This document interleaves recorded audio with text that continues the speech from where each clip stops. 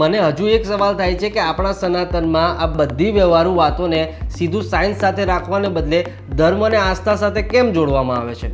આ જ આપણા ઋષિ મુનિઓની સૌથી મોટી દૂરંદેશી અને વિઝન હતું. આપણા પૂર્વજો જાણતા હતા કે જો સામાન્ય માણસોને માત્ર વિજ્ઞાન અને હેલ્થના નિયમો સમજાવવામાં આવશે તો સમય જતાં લોકો આળસમાં આવીને નિયમોને તોડી નાખશે. પરંતુ જો સ્વાસ્થ્ય, સ્વચ્છતા, ઋતુચક્ર અને સુરક્ષાના આ નિયમોને ધર્મ, આસ્થા, વ્રત અને સંસ્કારની સાથે જોડી દેવામાં આવે તો સામાન્યમાં સામાન્ય વ્યક્તિ પણ તેનું શ્રદ્ધાપૂર્વક પાલન કરશે અને એ વિજ્ઞાન સદીઓ સુધી પેઢી દર પેઢી જીવંત રહેશે.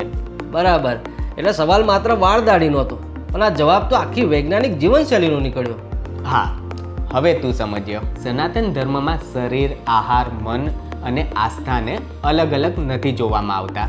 એ આખી એક સંપૂર્ણ જીવન પદ્ધતિ છે. વાહ!